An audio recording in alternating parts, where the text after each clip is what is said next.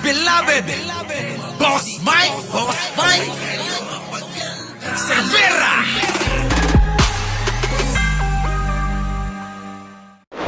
Nako, PCSO na naman. Pansinin ninyo to ha, para hindi kayo maligaw mga kababayan. Para hindi kayo maligaw, hindi kayo malito ng mga mapagsamantalang, mga nagpapakalat ng mga kung ano-anong mga balita na maaari ninyong ikalito, ikaligaw. Pasok! Manatili. Naloko na.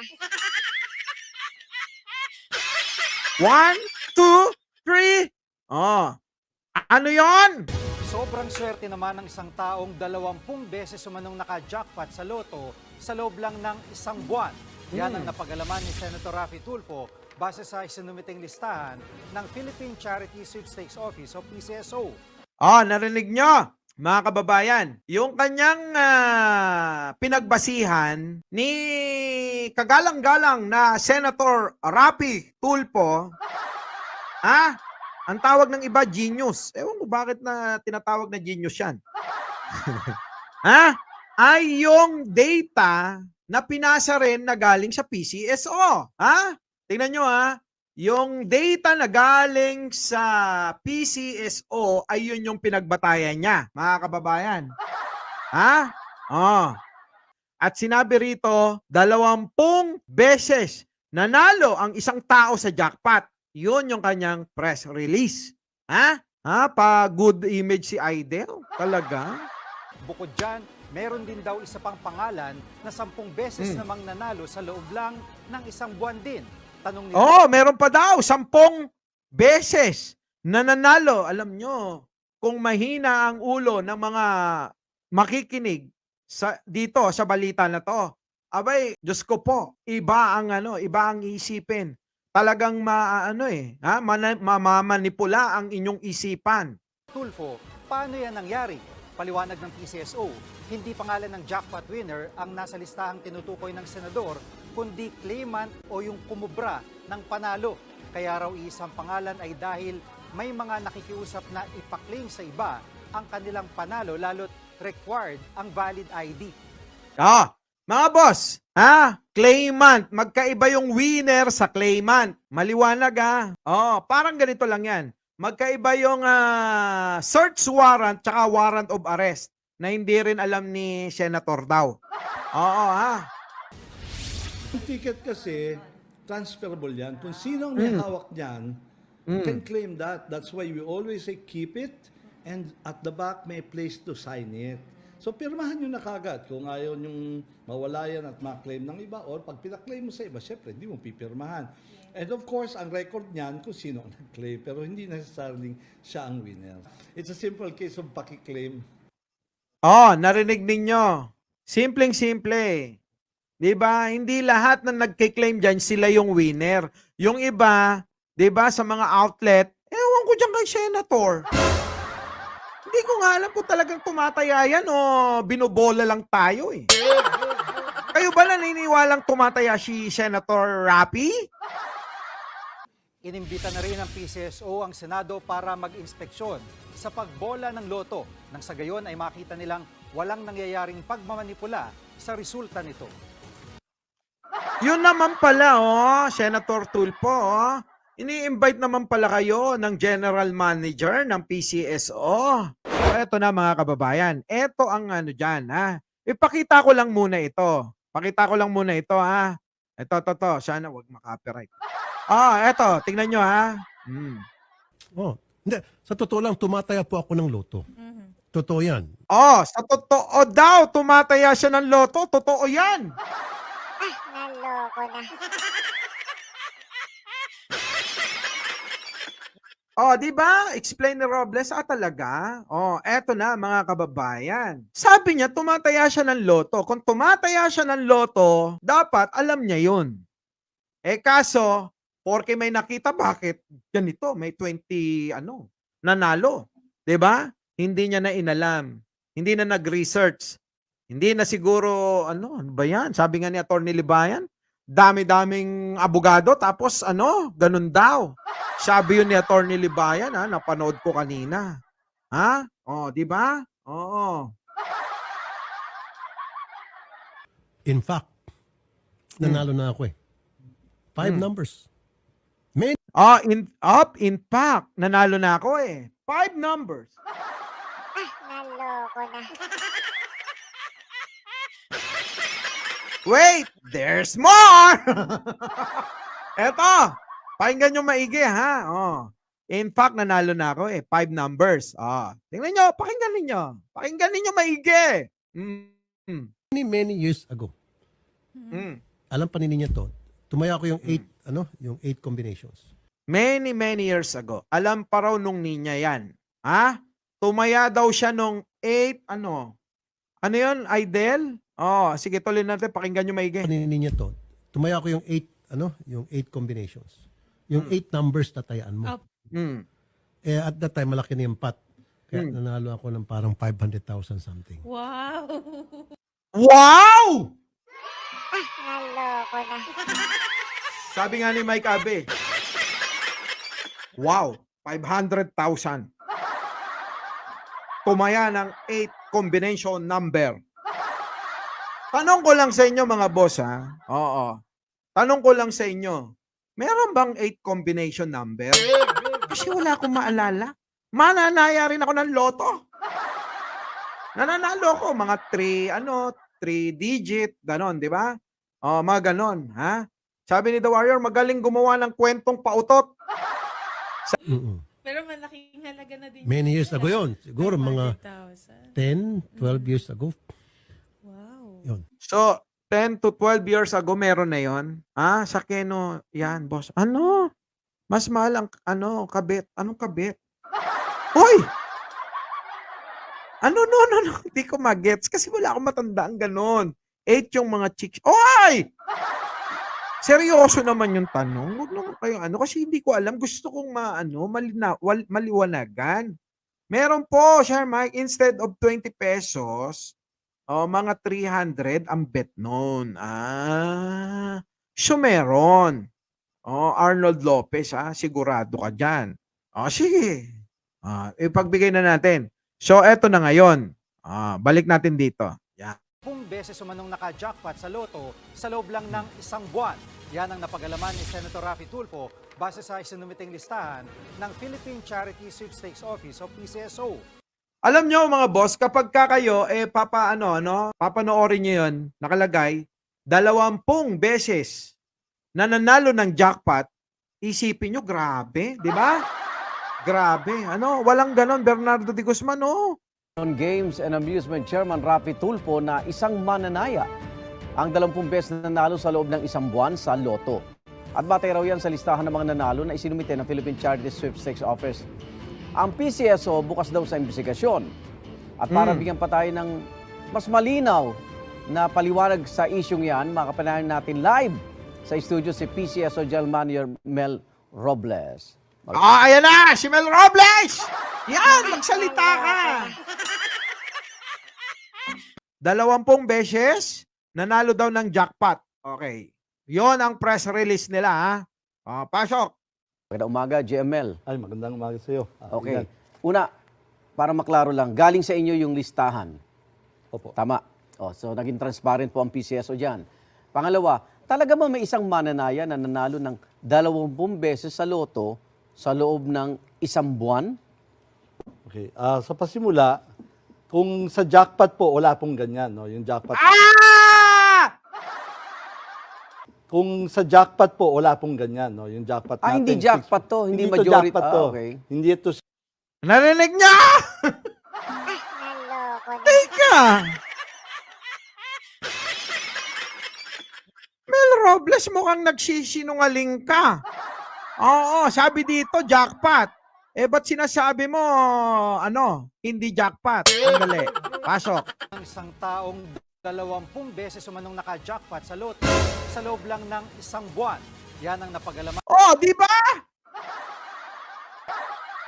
Makinig ka, Rapi. Wala ang sinabi ni, oo nga, di ba? Sige. 648. Hindi ho yan jackpot bearing. Sigurado. Okay. Una, para maklaro lang, galing sa inyo yung listahan. Opo. Tama. So naging transparent po ang PCSO dyan. Pangalawa, talaga ba may isang mananaya na nanalo ng 20 beses sa loto sa loob ng isang buwan? Sa pasimula, kung sa jackpot po, wala pong ganyan. No? Yung jackpot natin. Hindi jackpot to, hindi ito majority. jackpot to. Okay. Hindi ito 6. Boom! Panis! Boom! Boom! Panis! Boom! Fake news! Naloko na. TV5, fake news kayo! Napasinungalingan na ni Mel Robles, si Senator. Sige, tuloy mo. 42, 648, hindi ho yan jackpot bearing. Sigurado po kami dyan dahil wala pong nananalo ng 20 jackpot games in 1 month. Pero, Wala daw! Naloko na. Wala naman pala. Ano na? Si Rapi! Kasi sinasabi nila, 20 beses daw nanalo ng jackpot. Kaya, Siyempre, tayo pagka, wow, talaga? Naloko na. Tuloy. Pasok. Tingnan natin maaaring ang isang tao ay mag-claim ng 20 times or even more than 20 times sa ibang games namin. Hindi lang po jackpot ang games namin Oo. Meron Oo nga. Marami kasing games nila di ba? Maraming games. Patay ka, Mel, ipapatawag ka uli. Senador, na lamang fake news. Mako, baka sisihin pa to. Kasi ikaw nagbigay ng data. Yung data na ginamit nila galing sa'yo. So ang ending, ikaw ang fake news. Tatakas na naman si Serapi. Di ba? Mukhang parang talagang sinasadya nila na na sirain nga ang PCSO. Sige, tuloy natin. sigurado po kami dyan dahil wala pong nananalo ng 20 jackpot games in 1 month. Pero, Walang nananalo ng jackpot ng 20 beses sa loob ng isang buwan. Naloko na. or even more than 20 times sa ibang games namin. Hindi lang po jackpot ang games namin Oo. Meron kaming 2D, 3D, 4D, 6D, yung mga lower tier games. At ang kadalasan dyan, ang practice talaga dyan, kahit bago pa ako dumating, ang claiming ng 10,000 and above ay ginagawa sa branch namin. Yon. Yung 10,000 and below ay pwede nang i-claim yan sa outlet. Okay. Maliwanag 10,000, pababa? Sa outlet? Ulitin mo nga, Sir Mel? Ay ginagawa sa branch namin. Yung 10,000 and below ay pwede nang i-claim yan sa outlet. Okay. Ayun! Ganun pala. So, mga 10,000 pababa, pwede na, di ba? Pwede nyo na i-claim. Baka, yun ang ibig sabihin, mga boss. Kapag ka 10,000 pababa, pwede nyo na doon sa outlet. Kaya lang parang meron silang komisyon, di ba? Imbis na, halimbawa, ang panalo nyo, 10,000, babawasan pa ng porsyento. Sino na nakaranas nun? Sabi dito ni Maria Malbar, kasi gusto nila palitan si Robles. Sino ipapalit? Si Cam? Payag ba kayo? Si Cam ang ipalit? Yun nga, daming issue. 18 billion pesos na na hindi nila na-remit. Saan? Doon sa gobyerno. Kita yun ng gobyerno. At eto, di ba naglabas na tayo ng data na nilagpasan ni Mel Robles ang kita na binigay sa kanya na kota ng gobyerno. Higit doon sa kota na yon ang naibigay ni Mel Robles sa gobyerno. Samantalang sila Cam, abay, kulang ng 18 billion. Kaya nga pinasara yung mga lotto outlet dahil dyan Bakit? Dahil nasilip yan ng COA.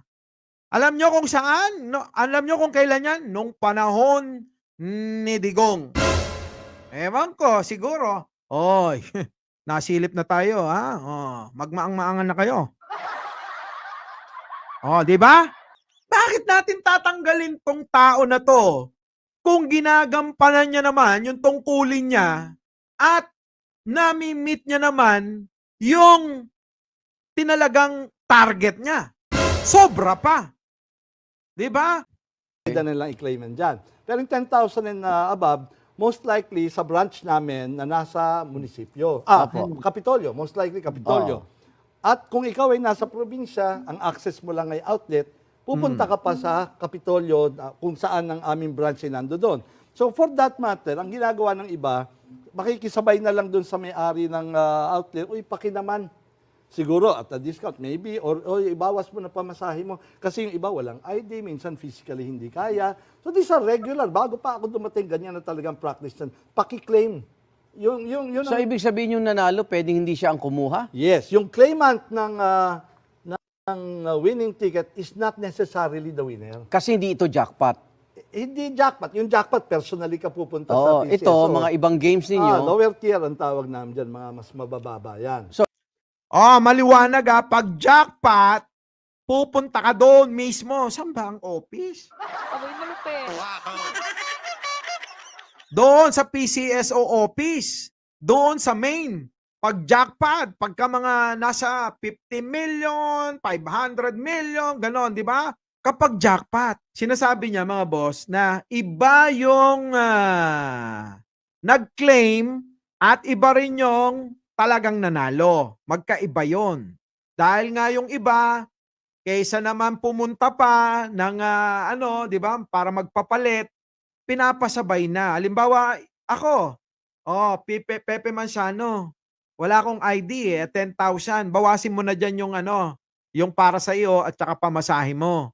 'Di ba? Bigay mo na lang sa akin. So parang ganon. Maliwanag naman yung paliwanag ni Mel Robles, 'di ba? Pasok. Posible nga na 20 beses nanalo itong... Nag-claim. Let's clarify that. Okay. Posibleng 20 times siya nag-claim or even more. Na hindi siya ang nanalo. Not necessarily kasi Narinig nyo? Narinig ninyo? Posible na nag-claim kasi iba yung panalo sa nag-claim. Yung nag-claim, pwede yon kasi malabo naman na 20 beses kang nanalo. Kahit na maliliit, di ba? Kumuha ka na ng pang soft drink, sabi ni Perfect Defect. Di ba mga boss? Malabo pa rin yun yung 20 beses ka manalo. Dahil yung mga maliliit na ganyan, pwede nang kung sino na lang yung mag-claim. Bakit tayo naiintindihan natin? Bakit tayo naiintindihan natin? Bakit kay ewan ko sa kanya.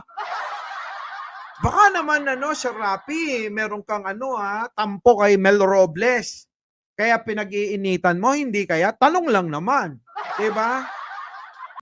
So, pwedeng ikaw mag-claim, pero hindi ikaw yung winner. So, kung ako, nandoon ako sa aking outlet, diba?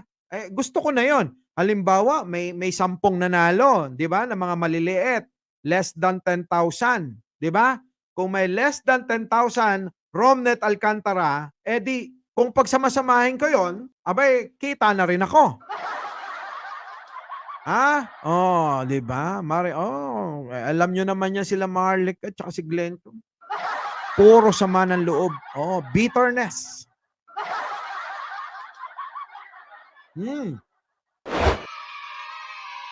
Muli, Mike Cervera po, laging nagpapasalamat. Hindi lang nagpapasalamat, kundi laging nagpapaalala. Mahalin natin ang ating kapwa, ipagdasal natin lagi ang ating bansa. Magandang umaga, magandang hapon, at magandang gabi sa mandako ng mundo.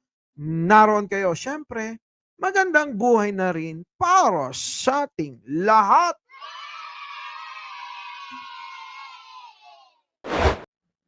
Our beloved Boss Mike